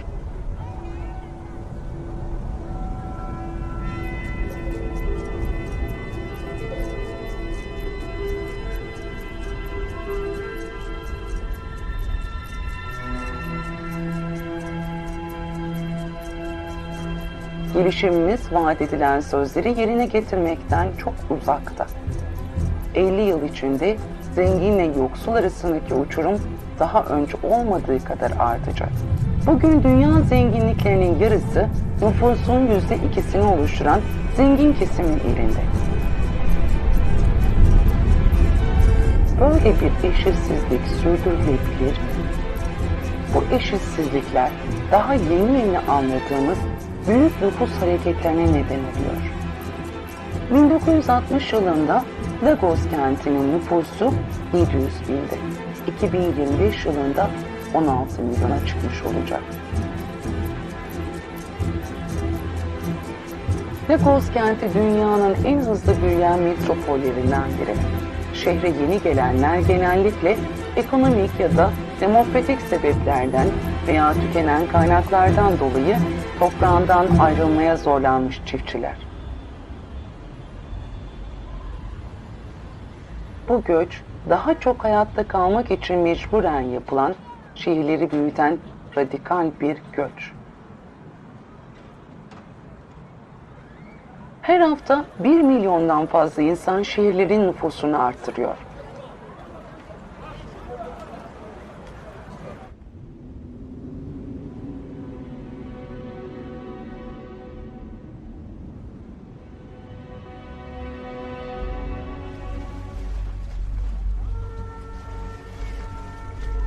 Bugün her 6 insandan biri riskli, sağlıksız ve kalabalık yerlerde su, sağlık, elektrik gibi günlük ihtiyaçlarını karşılayamadan yaşıyor.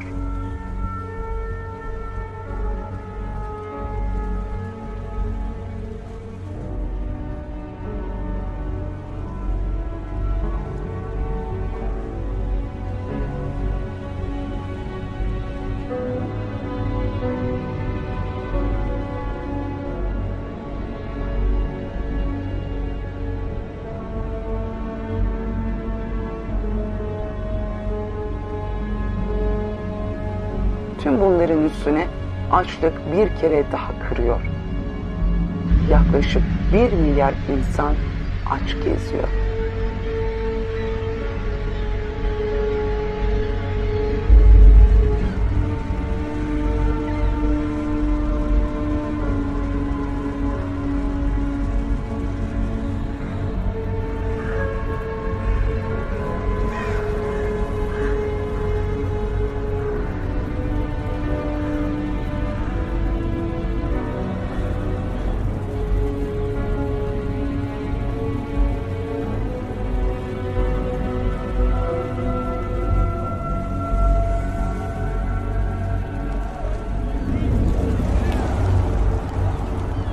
Tüm dünyada yoksullar hayatta kalma mücadelesi verirken bizler de onlarsız yaşayamayacağımız kaynakları çıkartmaya devam ediyoruz.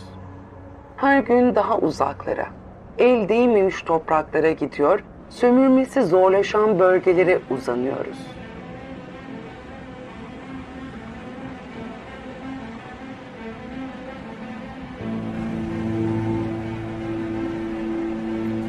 Yöntemimizi değiştirmiyoruz. Petrol bitebilir. O zaman Kanada'daki katran kumlarından petrol çıkarırız. Dünyanın en büyük kamyonlarıyla binlerce ton kum taşıyoruz. Bir tüm maddesinin kumdan ısıtılıp ayrıştırılması sırasında milyonlarca metreküplük su gerekiyor. Muazzam miktarlarda enerji gerekiyor. Kirlilikse dehşet verici.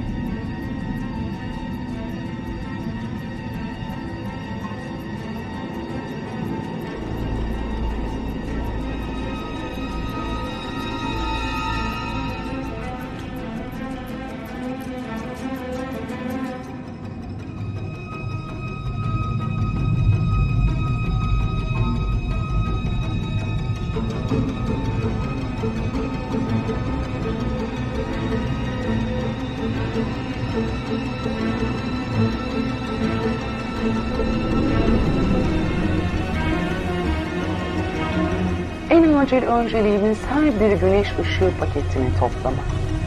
Petrol tankerlerimiz giderek büyüyor. Enerji ihtiyacımız sürekli artıyor.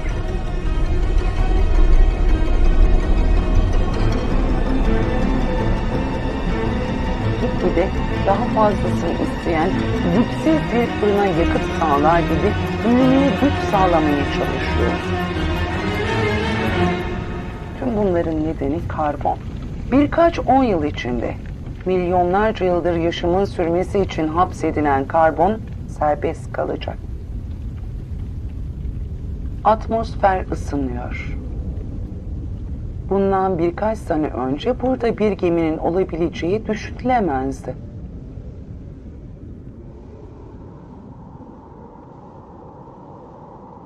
Nakliyat, endüstri, ağaçların kıyımı ve tarım. Her hareketimiz büyük miktarlarda karbondioksit salıyor. Farkına varmadan molekül molekül dünyanın iklimsel dengesini mahvediyoruz. Tüm gözler küresel ısınmanın etkilerinin en çok gözlemlenebildiği kutuplarda. Her şey çok hızlı ilerliyor. Amerika, Avrupa ve Asya'yı kutuplarda birbirine bağlayan kuzeybatı geçidi açılıyor.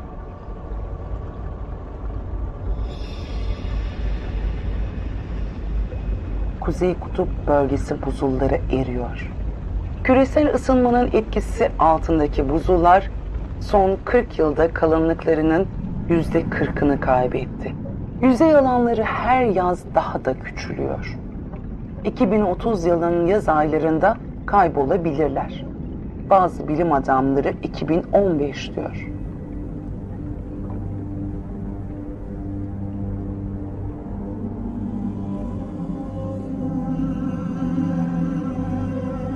Yakında yılın yaz aylarında sular buzullardan tamamen arınacak. Eskiden buz tabakalarının yansıttığı güneş ışınları artık karanlık sulara nüfuz ediyor ve suyu ısıtıyor.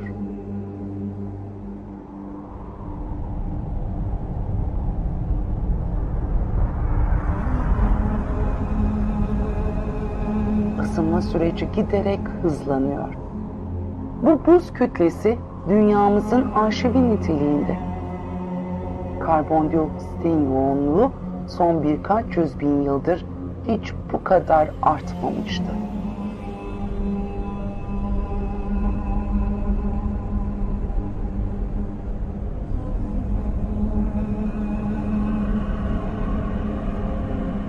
İnsanlık daha önce hiç böyle bir atmosferde yaşamamıştı.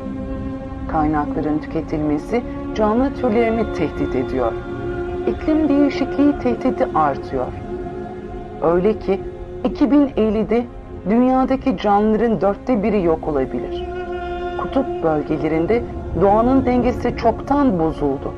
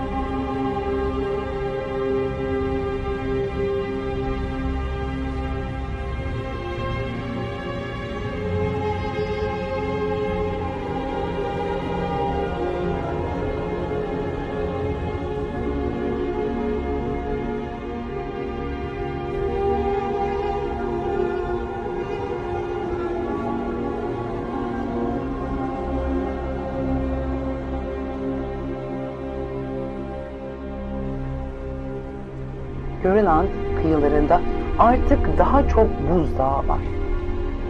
Kuzey Kutbu çevresindeki buz 30 yıl içinde yüzey alanının %30'unu kaybetti. Grönland'ın giderek ısınmasıyla tatlı su okyanusun tuzlu suyuna karışıyor.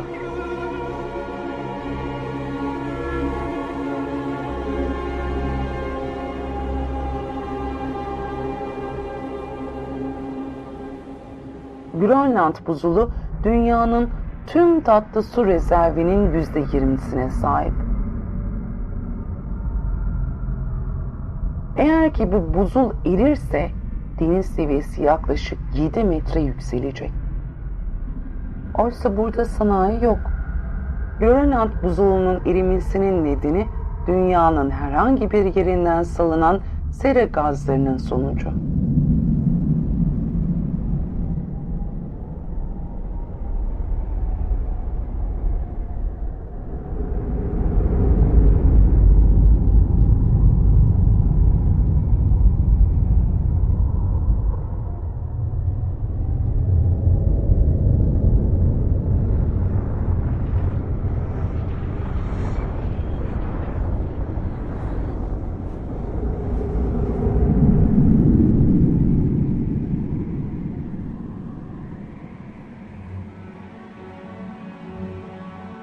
Ekosistemlerimizin sınırları yok.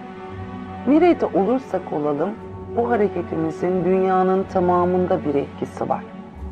Gezegenimizin atmosferi bir bütündür, ayrılamaz. Atmosfer, bizlerin birlikte paylaştığı bir servet. Grönland'da göller görülüyor. Kıta buzulu en karamsar bilim adamlarının 10 yıl önceki tahminlerinden bile daha hızlı eriyor.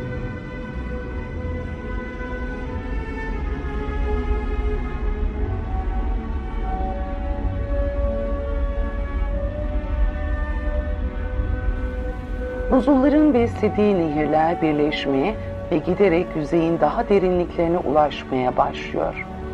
Suyun tekrardan buzulların derinliklerinde donacağı düşünülüyordu. Tam tersine buz tabakalarını denize sürükleyerek buzdağlarını parçaladılar.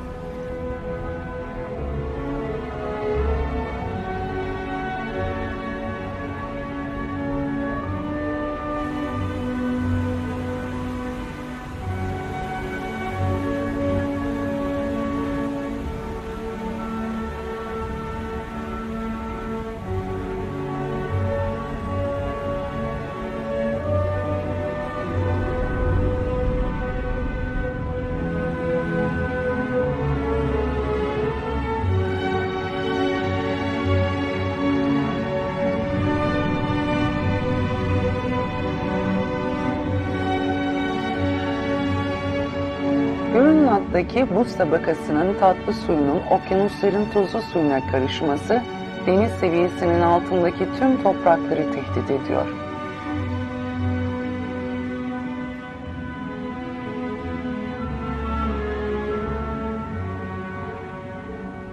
Deniz seviyeleri yükseliyor. Yalnızca 20. yüzyılda suların ısınmasıyla birlikte 20 santimlik bir artış gözlemlendi. Her şeyin dengesi bozuluyor. Suyun ısısındaki en ufak değişime karşı çok hassas olan mercan resiflerinin %30'u yok oldu. Mercan resifleri denizdeki tür zinciri için gerekli bir halka.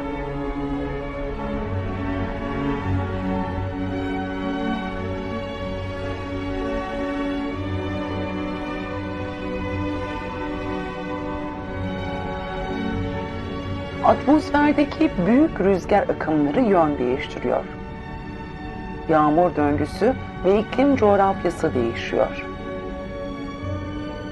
Maldiv adaları gibi deniz seviyesinden düşük adalarda yaşayan yerliler büyük tehlike altında. Giderek daha da endişeleniyorlar. Bazıları yeni toprak arayışlarına girdiler bile.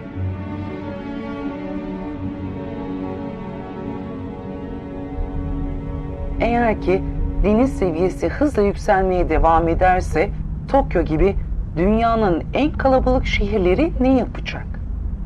Her yıl bilim adamları daha fazla dehşet verici tahminlerde bulunuyorlar. Dünya nüfusunun %70'i kıyı şeridi düzlüklerinde yaşıyor.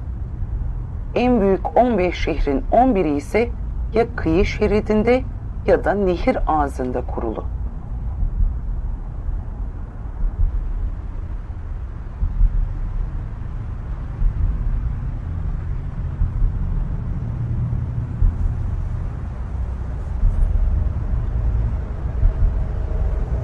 Denize yükselmesiyle tuzlu su yeraltı suyunu ele geçirecek ve insanları içme suyundan mahrum edecek. Doğal nedenlerden dolayı göç kaçınılmaz. Tahmin edilemeyense ne kadar büyük olacak.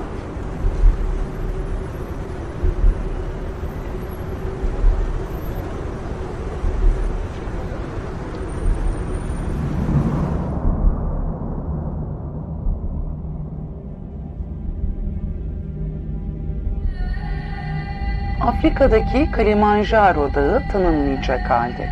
Buzullarının %80'i yok oldu. Yaz aylarında nehirler akmıyor. Yerli halk susuzluğun pençesinde. Dünyanın en yüksek zirvesi Himalayaların kalbindeki ebedi karlar ve buzullar bile erimeye başladı.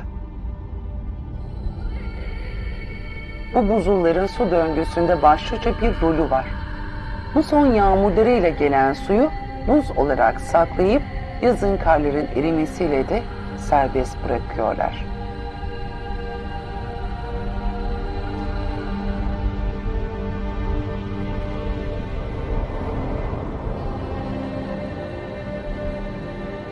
Himalayalardaki buzullar Indus, Ganj, Mekong, Yangtze-Jiang gibi büyük Asya nehirlerinin kaynağı. 2 milyar insanın içme suyu ve sulama suları bu kaynaklara bağlı. Aynen Bangladeş'te olduğu gibi.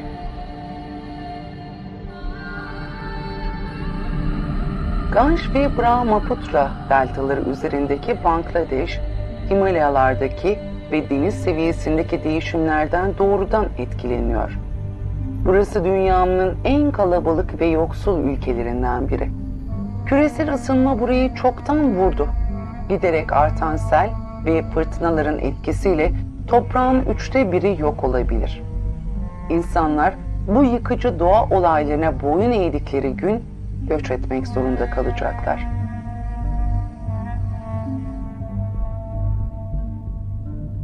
Bu yıkımdan zengin ülkeler de kaçamayacak. Kuraklık tüm dünyada ortaya çıkıyor. Avustralya'da tarım alanlarının yarısı etkilendi bile.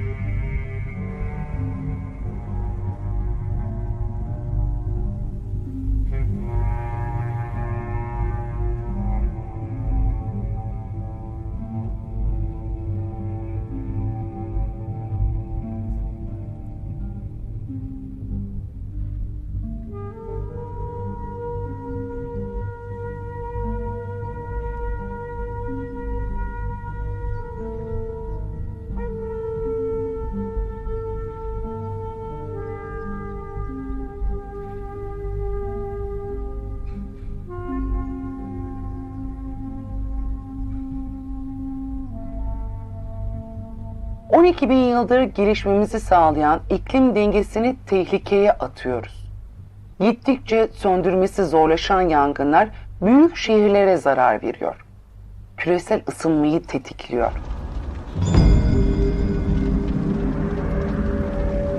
Ağaçlar yandıkça karbondioksit salıyorlar. İklimimizi kontrol eden sistem ağır bir şekilde darbe alıyor. Bu sisteme destek veren doğa şartları mahvoluyor.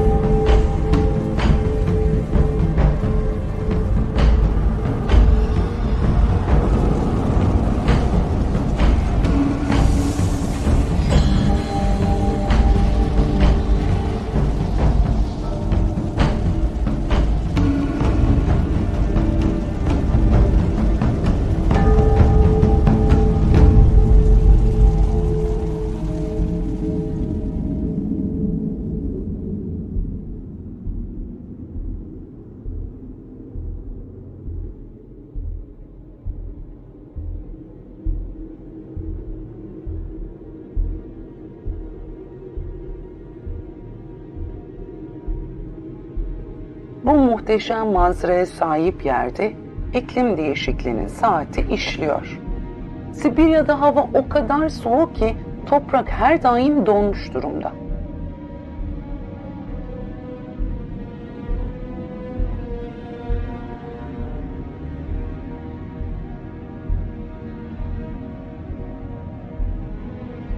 Kalıcı don olarak bilinen bu toprağın altında bir iklim bombası yatıyor. Metan gazı. Metan, karbondioksitten 20 kat daha güçlü bir sera gazı. Kalıcı don çözülürse kimsenin tahmin bile edemeyeceği sonuçlara yol açacak olan metan gazı atmosfere salınacak ve sera etkisi yaratacak. Kelimenin tam anlamıyla bir bilinmezlik içinde olacağız.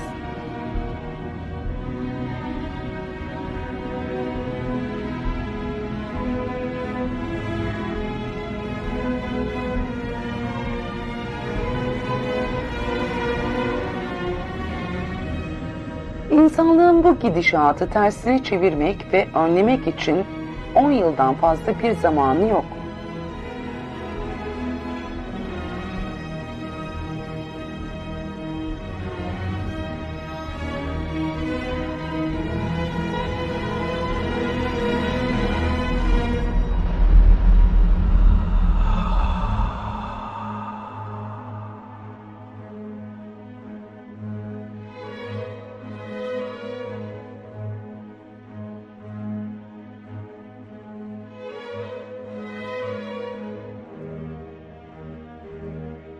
Dünya üzerindeki yaşamı hiçbir zaman anlayamadık. Kontrol edemediğimiz doğal bir felaket yarattık. Kökenlerimiz su, hava ve yaşam formları ile yakından bağlantılı. Ancak bugünlerde bizler bu bağlantıları kopardık. Şimdi gerçeklerle yüzleşme vakti. Bildiklerimize inanmalıyız. Tüm bu gördüklerimiz insan davranışlarının birer yansıması. Dünyayı kafamızdaki resme göre şekillendirdik. Değişmek için zamanımız çok az. Eğer yaptıklarımızın hesabını vermekten kaçarsak, bu yüzyıl 9 milyar insanın sorumluluğunu nasıl taşıyacak?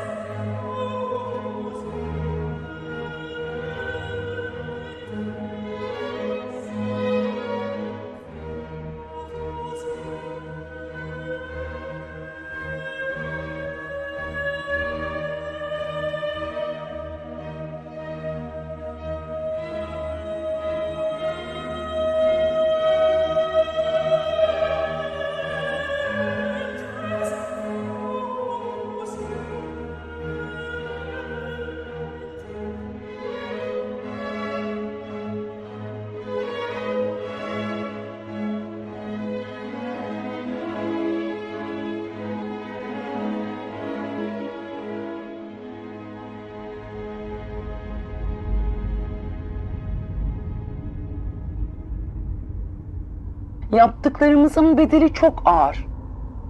Üstelik masum kişiler de bu bedeli ödeyecekler. Çöllerde büyük şehirler gibi genişleyen mülteci kampları gördüm. Yarın kaç erkek, kaç kadın ve kaç çocuk sahipsiz kalacak?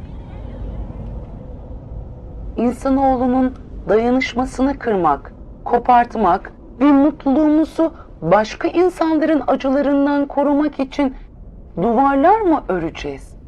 Karamsar olmak için çok geç. Sadece tek bir insanın bile bütün duvarları yıkabileceğini biliyorum. Dünya çapında bu zamana kadar hiç bu kadar çok insana eğitim olanağı verilmemişti. Lesotho dünyanın en fakir ülkelerine oranla insanların eğitimine en çok yatırım yapan ülkelerinden biri. En zengin devletlerden biri olan Katar'da en iyi üniversitelerinin kapılarını açtı. Eğitim, kültür ve araştırma için bitip tükenmeyen kaynaklar, acı ve sefaletin karşısında milyonlarca sivil toplum kuruluşları, insanlar arasındaki dayanışmanın ulusların bencilliklerinden çok daha güçlü olduğunu kanıtlıyor. Bangladeş'te bir adam kimsenin düşünmediğini düşündü ve sadece fakirlere borç veren bir banka kurdu. 30 yıl içinde 150 milyon kişinin hayatını değiştirdi. Antarktika, hiçbir ülkenin hak iddia edemeyeceği engin kaynaklarıyla tamamen barışa ve bilime adanmış, korunmaya alınmış bir kıta. Hükümetler karasularının %2'sini korumak için harekete geçti. Rakam çok fazla değil belki ama 10 sene öncesinin 2 katı. İlk doğal yaşam parkları sadece 100 yıl önce kurulmuştu. Bugün kıtaların %13'ünü kaplıyorlar.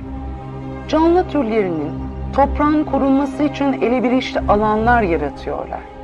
İnsanlar ve doğa arasındaki bu ahenk istisna değil, kalıcı olmalı. Amerika'da New York doğanın bizim için yaptıklarının farkına vardı. Bu ormanlar ve göller şehrin tüm içecek suyunu sağlıyor. Güney Kore'deki ormanlar savaştan ötürü harap olmuştu. Milli Ağaçlandırma Programı sayesinde ormanların %65'ini kurtardılar. Kullandıkları kağıdın %75'inden fazlası geri dönüşümlü. Costa Rica, askeri harcamalar ve topraklarının korunması arasında bir tercih yaptı. Schalke'nin artık bir ordusu yok. Kaynaklarını eğitime, ekoturizme ve ormanlarını korumak için ayırmayı tercih etti. Gabon, dünyanın önde gelen kereste üreticilerinden biri. Artık keresteleri seçiyorlar ve hektar başına bir ağaçtan fazlasını kesmiyorlar. Ormanlar onlar için ülkenin en önemli kaynakları.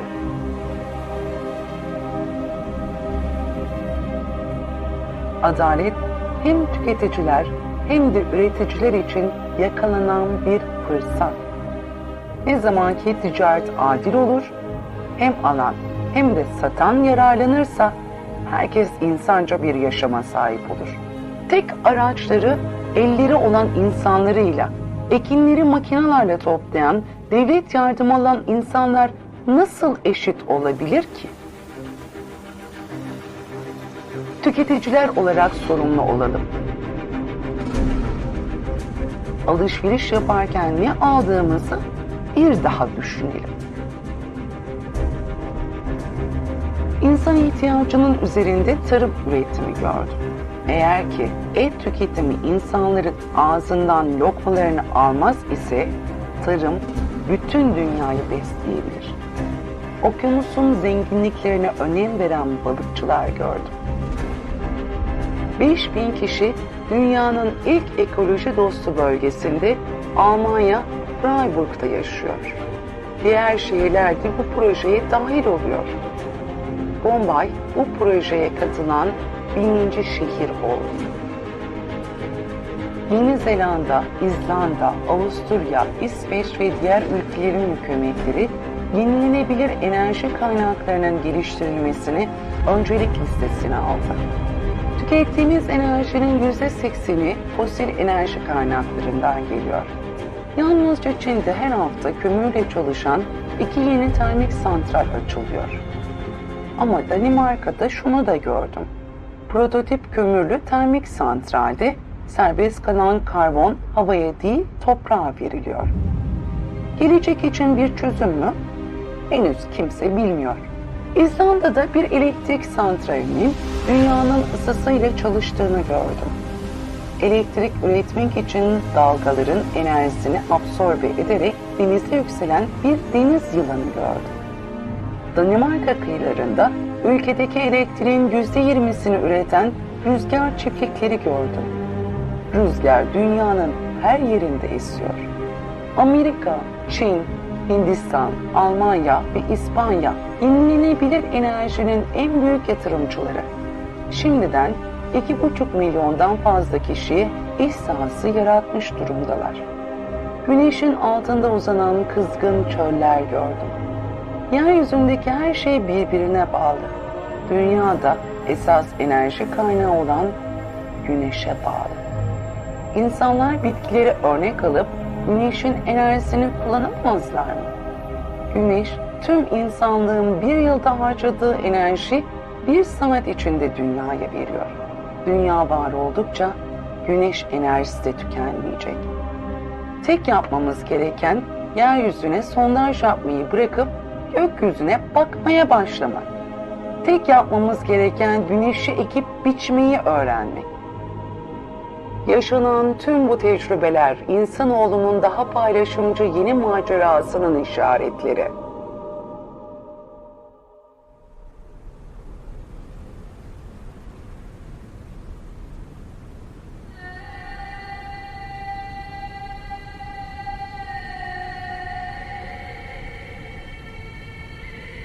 Şimdi birlik olma zamanı.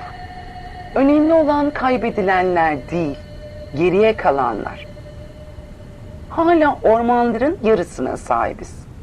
Binlerce nehre, göle, buzullara ve binlerce canlı türüne de. Çözüm yollarını biliyoruz. Değişmek için gereken güce sahibiz. Öyleyse niye bekliyoruz?